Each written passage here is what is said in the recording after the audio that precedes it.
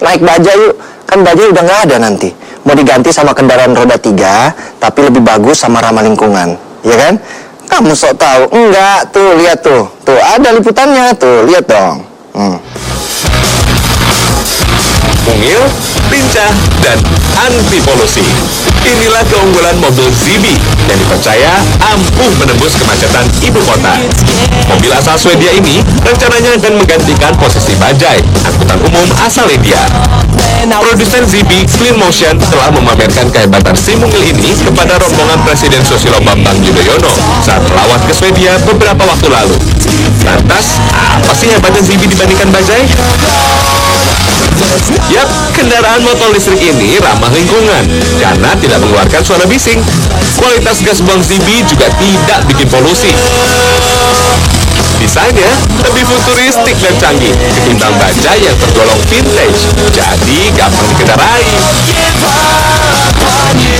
Dengan panjang 2,4 meter dan tinggi 1,5 meter, Zibi mudah mencari tempat parkir. Soal keamanan, jangan khawatir. Zibi dilengkapi 3 seatbelt alias sabuk pengaman buat pengemudi dan penumpangnya. Sebagai sumber energi, Zibi pakai tenaga listrik yang disimpan dalam baterai lilon. Nah, dengan listrik 4 kWh per 100 km, si kecil ini mampu melaju hingga 35 sampai 70 km. Bahkan bisa ngebut sampai 45 km per jam. Kalau di Swedia, Zibi bahkan bisa melaju di salju. Nantinya, Zibi akan diproduksi di Jawa Timur dengan kapasitas produksi 100.000 unit per tahun loh. Benarkah Zibi bisa mengatasi kemacetan dan mengurangi polusi udara di Jakarta? Kita lihat saja nanti. Selain bajai, sudah banyak banget nih jenis angkutan yang pernah lalu lalang di kota Jakarta. Mulai dari tram, oplet, becak, helicak, sampai bemo. Sayangnya sebagian cuma tinggal kenangan tuh. Oplet di tahun 1960 sampai 1970-an menjadi salah satu favorit kendaraan umum di Jakarta. Rute yang paling sering dilalui adalah stasiun Jatinegara lewat Matraman, Salemba Raya, Senen, Pasar Baru, terus memutar di Harmoni. Ciri khas Oplet, hampir seluruh bodi Oplet terbuat dari kayu, serta mampu memuat 10 orang penumpang. Gubernur DKI Jakarta saat itu, Cokro Pranolo, menghapus Oplet dari ibu kota dan menggantikannya dengan angkutan mikrolet yang lebih modern.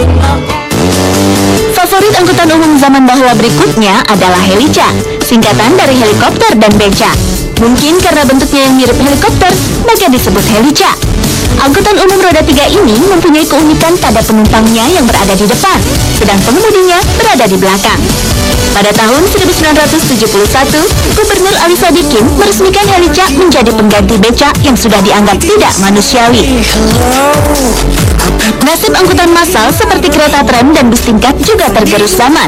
Revolusi transportasi massal menggantikan angkutan umum tempo dulu ini dengan yang lebih canggih. Saat ini pemerintah DKI berencana membangun MRT tahap pertama dengan rute dari Lebak Bulus ke Bundaran HI. Panjangnya mencapai 15,5 km.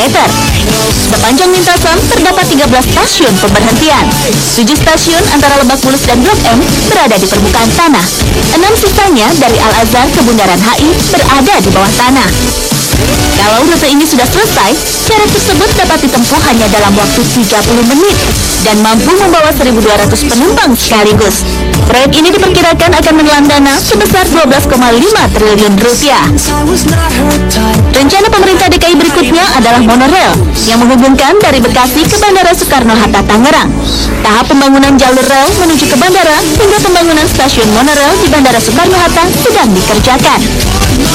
Rute kereta api bandara akan melewati beberapa stasiun, yakni Manggarai, Duku Atas, Duri, Batu Ceper, lalu masuk ke bandara. Untuk membangun rute bandara tersebut diperlukan dana sebesar 2,5 triliun rupiah yang akan dibiayai oleh konsorsium BUMN. Yang namanya alat transportasi pasti berkembang menyesuaikan zaman. Nah, yang mau tahu nih calon-calon kendaraan di masa depan, simak yang satu ini. Desainnya keren dan tentunya futuristik. Meskipun baru didemonstrasikan pada tahun 2009 lalu, prototip Superbus karya seorang astronot Belanda, Wubbo Ockels ini mampu melaju hingga kecepatan 250 km per jam dengan panjang 15 meter dan bisa menampung hingga 23 orang penumpang, didukung 8 pintu di masing-masing sisinya untuk mempermudah keluar masuk penumpang. Desain dari Superbus sendiri mengambil beberapa tema dalam penerbangannya, terutama faktor keamanan yang didukung peralatan radar dan sistem hidrolik yang memantau kemacetan, manuver, dan pengereman yang baik. Superbus juga memiliki baterai isi ulang sehingga bebas dari polusi udara dan ramah lingkungan. Selain interiornya yang sekelas sedan mewah, setiap penumpangnya juga dimanjakan oleh peralatan multimedia. Saat ini, Superbus seharga $10 juta ini sudah digunakan sebagai alat transportasi antara Abu Dhabi dan Dubai. Konsep straddling bus atau bus mengangkang asal sebuah perusahaan di Shenzhen, China merupakan salah satu rencana untuk mengatasi kemacetan 25-30% dibanding sistem transportasi lama. Kendaraan yang aneh ini mempunyai ekstra lebar dan daya angkut hingga 1.200 orang. Straddling bus China dirancang bertenaga surya dan listrik yang sudah pasti anti polusi dong. Memiliki ketinggian sekitar 4 meter dengan 2 tingkat, bagian atas untuk penumpang dan bagian bawahnya untuk kendaraan yang melintas dengan ketinggian 2 meter. Straddling bus ini setara dengan 40 bus konvensional dan memiliki kecepatan rata-rata 40 km per jam. Biaya konstruksi untuk satu bus dan rute sepanjang 25 mil menghabiskan dana sebesar 64 miliar rupiah. Transportasi bus air tidak beda dengan sarana transportasi yang lain. Intinya memudahkan masyarakat dalam aktivitas sehari-harinya. Himiko, nama bus air asal Jepang ini, beroperasi antara Asakusa hingga pulau buatan Adaiba di atas sungai Sumidada. Reiji Matsumoto, seorang pengarang komik Jepang, sengaja mendesain Himiko mirip pesawat ulang-alik, dilengkapi panel jendela berbentuk kurva yang memungkinkan penumpang melihat seluruh langit. Harga tiket satu kali perjalanan Himiko cukup membayar berkisar Rp180.000. Bagi anak-anak yang berumur 6 tahun ke bawah dan berpergian dengan orang tuanya, gratis loh. Kebersihan dan kapasitas air sungai harus dijaga dengan baik, sehingga bus air Himiko dapat beroperasi dengan maksimal. Jangan kemana-mana ya, abis ini ada orang yang paling keren banget akan bawain cerita tentang jalan-jalannya. Tetap di Selamat Pagi.